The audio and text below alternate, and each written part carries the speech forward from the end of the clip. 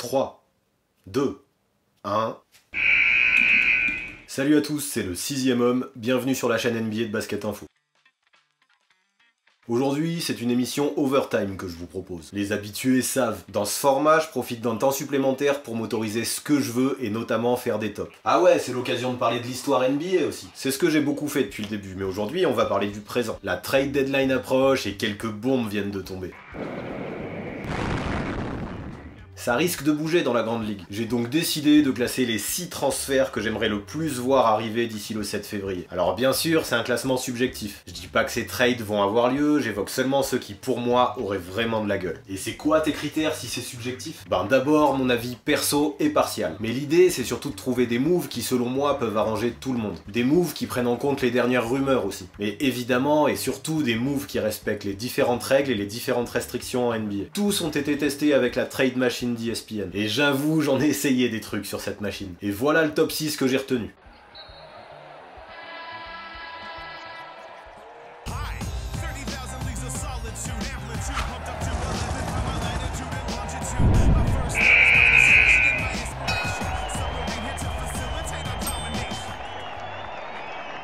En numéro 6, je vous propose un trade qui concerne les Sixers et les Hawks. On le sait, Atlanta ne joue plus rien cette saison. Ils veulent profiter de leurs assets pour obtenir de la jeunesse ou des pics. L'idée principale, c'est d'entourer Trae Young. Parallèlement, on a une équipe de Philly qui peut se montrer dangereuse, mais qui manque d'un vrai banc pour espérer faire un gros run en playoff. Voici donc le trade que je propose. Les Hawks envoient Taurean Prince à Philadelphie, les Sixers envoient Furkan Korkmaz, le second pick 2019 de Chicago, et le second pick 2020 des Knicks qui peut se transformer en pick des Nets si celui-ci est mieux placé, à Atlanta. D'accord, et explique-nous comment les équipes s'y retrouvent. Dans ce transfert, pour moi, tout le monde est gagnant. Parlons d'abord des Hawks. Ils obtiennent 2 seconds tours de draft en échange d'un joueur sur lequel ils ne comptent plus vraiment. Mis sur le banc en raison de sa sélection de shoot parfois un peu douteuse, Taurean Prince ne fait pas partie des plans de reconstruction de Travis Schlenk. En récupérant le pick des Bulls et probablement celui des Knicks, les Hawks se retrouveraient avec 2 choix du deuxième tour très intéressant dans la mesure où il pourrait se situer tout en haut. Ce trade pourrait donc permettre à Atlanta de recruter 2 joueurs prometteurs qui pourraient tout à fait s'inscrire dans le collectif des Hawks. En plus de ça, les Hawks reçoivent Furkan Korkmaz. En tant qu'ancien assistant à Philly, Lloyd Pierce le connaît très bien. Le joueur turc pourrait avoir une chance de s'épanouir en tant que catch and shooter dans la ville du Coca-Cola dans une équipe qui n'a pas besoin de gagner tout de suite. Je dis pas que ça va être une superstar, mais c'est tout à fait le gars qui peut dépanner dans le collectif de Lloyd Pierce. Franchement, ce pack me paraît être une bonne contrepartie pour les Hawks. Ouais, si j'ai bien compris, Taurean Prince a trop besoin du ballon pour jouer à côté de Trae Young, et en plus de ça, il commet trop de déchets pour être titulaire. C'est un peu mon point de vue, ouais. Mais après, il a des qualités, Prince, même s'il a quelques failles. Il est capable de scorer, de prendre feu au shoot et même de défendre. C'est exactement ce que cherchent les Sixers pour leur banc. La signature de Corey Brewer a montré la nécessité d'avoir des guerriers à Philadelphie qui peuvent maintenir l'équipe pendant que les titulaires se reposent. Mine de rien, le départ de Robert Covington a laissé un vide dans la défense au périmètre. Korkmaz est un bon shooter, mais Brett Brown semble avoir besoin de plus de polyvalence. La défense et les qualités de scoreur de Taurean Prince peuvent donc être très utiles en sortie de banc sur le poste 3, mais aussi pour dépanner sur le poste 4 si Brett Brown veut jouer small ball. C'est assez flagrant, le banc est le plus gros souci des Sixers à l'approche des playoffs. Ce transfert pourrait donc en partie pallier à ça. Je valide et je comprends l'intérêt pour les deux teams. Parfait, on peut donc passer au transfert numéro 5 de mon classement. Et celui-là concerne les Bulls et le Jazz. C'est un secret pour personne, Jabari Parker n'est plus en odeur de sainteté à Chicago qui cherche à le transférer à tout prix. Du côté de Utah, il manque peut-être une petite étincelle pour passer un cap, assurer une place en playoff et y faire bonne figure. Et donc pour moi, les deux équipes peuvent carrément faire affaire. Voilà ce que je propose. Les Bulls envoient Jabari Parker à Utah, le Jazz envoie Derrick Favors plus leur second tour 2019 à Chicago. Ok, et en quoi Parker pourrait se montrer plus utile que Favors à Utah? Eh ben Favors on le connaît, c'est un soldat qui n'excelle nulle part mais peut faire du bien dans tous les secteurs. C'est ce qu'il fait désormais depuis 8 ans à Salt Lake City. En le remplaçant par Jabari Parker, Utah y perd en défense. Et encore, les failles défensives de Favors sont bien camouflées par la grosse présence de Rudy Gobert dans ce domaine. C'est surtout d'un point de vue offensif que le Jazz progresse avec un tel transfert. On l'a vu, quand Donovan Mitchell est en galère offensivement, c'est toute l'attaque du qui piétine. Rubio et Ingles peuvent dépanner bien sûr, mais aucun des deux n'a la carrure d'un vrai scoreur d'élite. Parker, faut quand même se rappeler qu'il y a 2 ans, quand il avait du temps de jeu à Milwaukee, il tournait à 20 points par match. Je suis sûr que Quinn Snyder est capable de le relancer tant qu'il ne lui demande pas trop de défendre. Mais je le dis, il y a Gobert derrière. Favors sera une perte, c'est sûr, mais Parker n'a que 23 ans. Il peut encore progresser et est d'ores et déjà performant dans des domaines qui font actuellement défaut au Jazz. Tout bénef donc. Et les Bulls? Les Bulls, j'ai l'impression qu'ils cherchent juste à se débarrasser de Jabari Parker pour obtenir une contrepartie quelle qu'elle soit. Alors, un second tour de draft, c'est bien pour eux. Et puis voilà, Favors c'est pas n'importe qui non plus. Si Chicago décide de le garder dans l'équipe, il pourra jouer le rôle de mentor auprès de jeunes comme Markkanen, Portis ou Carter Jr. Et puis sur le terrain, il peut apporter son expérience et sa polyvalence sous les paniers. Ce sera déjà mieux qu'un Parker qui décolle pas ses fesses du banc. Mais honnêtement, vu les jeunes à développer dessous, je suis même pas sûr qu'il garderait Favors. Et c'est délicat de laisser un tel joueur sur le banc. Peut-être qu'au final le pic pourrait leur suffire pour se débarrasser de Jabari. C'est vrai, je vois le truc, de ce que j'ai entendu, apparemment c'était un peu le paria à Chicago, Jabari Parker. Il faut qu'il parte. Next. La suite, c'est mon trade numéro 4 et il implique les Wizards et les Kings. À Washington, depuis la blessure de John Wall, Bradley Beal a pris une toute autre dimension au scoring et à la création. Et aussi étonnant que cela puisse paraître, les Wizards sont toujours en course pour les playoffs. Mais je pense que pour atteindre cet objectif, il faudra qu'ils renforcent leur banc eux aussi. À Sacramento, c'est différent. L'équipe est surprenante et rêve également d'accéder à la post-season. Mais cela pourrait être un peu court au vu de l'inexpérience de l'effectif. Et je me dis qu'un renfort au poste 3 ne serait pas de trop. Voilà donc ce que je propose. Les Wizards envoient Otto Porter Jr. à Sacramento, les Kings envoient Zach Randolph, Willie Cauley-Stein, Justin Jackson et leur first pick 2020 à Washington. Ça semble avoir du sens. Pour moi, oui, les Wizards perdent Porter, mais ils ont déjà Ariza au poste 3. Avec Justin Jackson, ils obtiennent un jeune backup intéressant. Et puis en obtenant Willie Cauley-Stein et Zach Randolph, ils apportent de la densité à un secteur intérieur qui en manque cruellement depuis la blessure de Dwight Howard et les pépins physiques de Markieff Morris. T'es en train de me dire que Zach Randolph peut encore servir à quelque chose. J'avoue, j'y crois moyen, mais j'ai le droit de rêver. Et puis qui sait, avec son expérience et ses coups de tout pointu là, il pourrait jouer un petit rôle en playoff. Non mais plus sérieusement, oublie Zach, la vraie plus-value dans ce trade c'est Willie Cauley-Stein à l'intérieur. Le gars manque clairement de régularité mais tourne quand même à 13 points et 8 rebonds de moyenne par match. S'il se décide à se donner vraiment tous les soirs à fond du côté de Washington, il deviendra une vraie plus-value dans la peinture.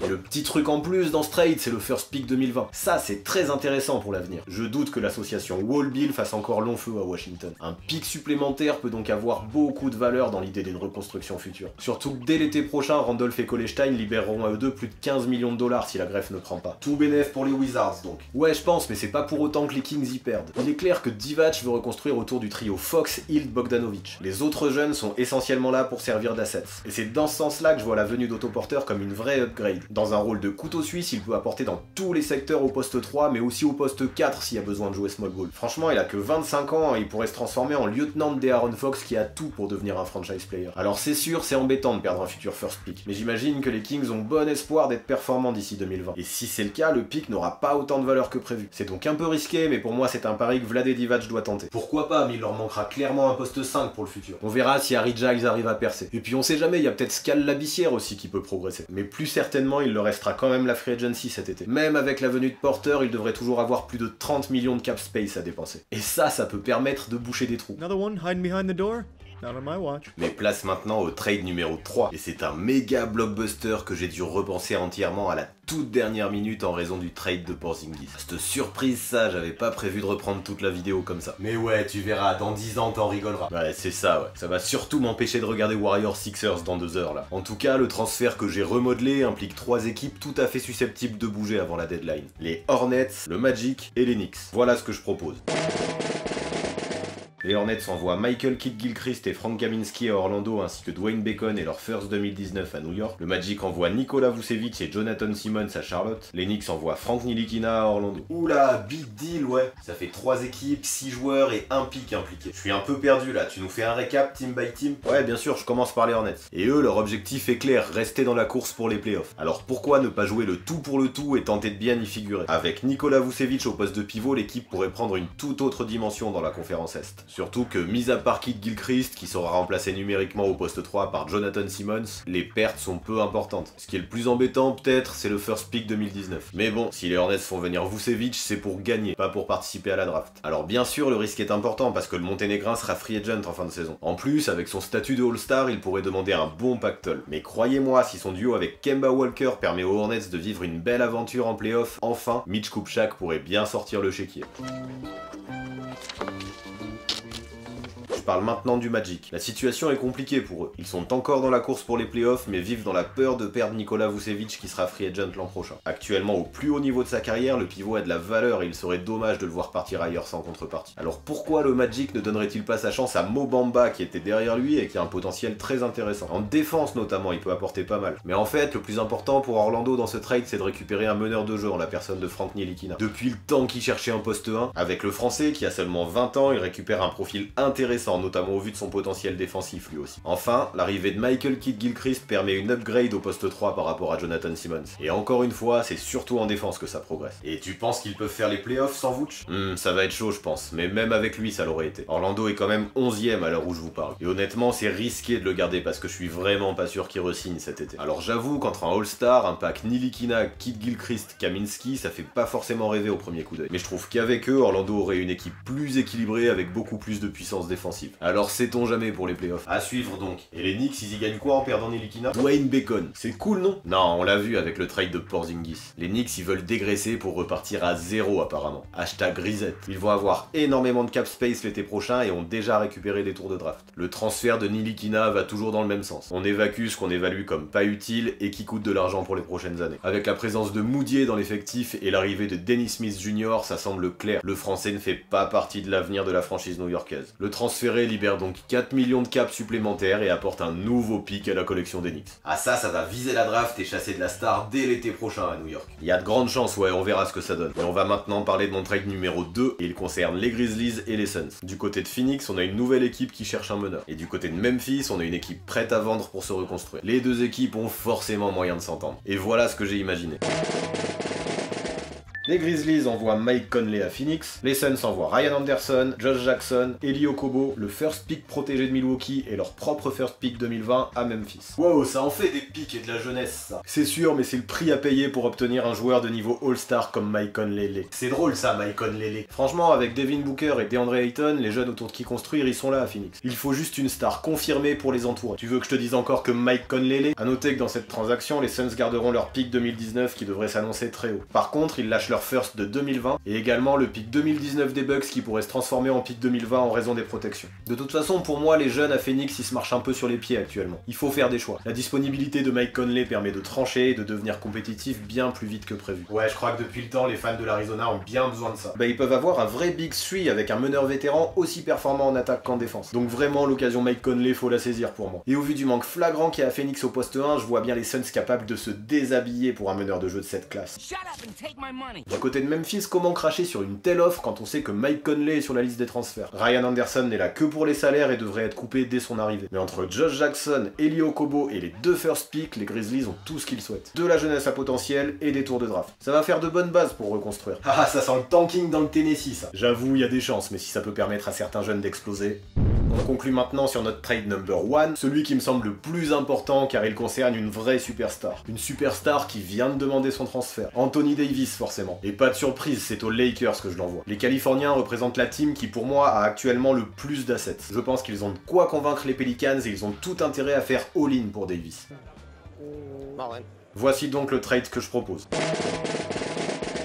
Les Pelicans envoient Anthony Davis, Wesley Johnson et Tim Frazier aux Lakers. Les Lakers envoient Kentavious Caldwell-Pope, Lonzo Ball, Brandon Ingram, Kyle Kuzma, Ivica Zubac et leur first pick 2019 à Nola. Je vais pas insister des années sur l'intérêt qu'ont les Lakers dans ce trade. Associer deux méga superstars comme le sont LeBron et Anthony Davis, ça a sacrément de la gueule. Ça a de la gueule, ouais, mais les Lakers perdent tous leurs jeunes. Il leur restera Josh Hart. Mais ouais, t'as raison. Ce qu'il faut se dire, c'est que s'ils font venir le bro, de toute façon, c'est pour jouer le titre tout de suite. Plus le temps de développer les gamins. Il y a surtout besoin de vétérans pas chers autour d'eux. Et avec Beasley, Stephenson, McGee, Rondo, Chandler, ils les ont. Alors c'est dommage pour la jeune génération, c'est sûr, mais faut savoir ce qu'on veut. Après, attention, parce que même si Davis a demandé son transfert, les Pelicans pourraient jouer la montre pour attendre l'offre de Boston. Parce que ce qu'il faut savoir, c'est qu'à ce jour, les Celtics ne peuvent pas rentrer dans la danse d'Anthony Davis. Et ouais, son contrat ne peut pour l'instant pas être cumulé à celui de Kyrie Irving. Hein? Comment ça? C'est la rose rule. En fait, si pendant ton contrat rookie, t'es élu MVP, ou bien t'es 2 fois titulaire au All-Star Game, ou 2 fois dans les 5 All NBA, tu peux prolonger pour 30% du salary cap au lieu des 25% habituels. Sauf qu'il y a une clause, et cette clause, c'est qu'une équipe ne peut pas associer deux joueurs qui bénéficient d'un tel contrat dans son effectif.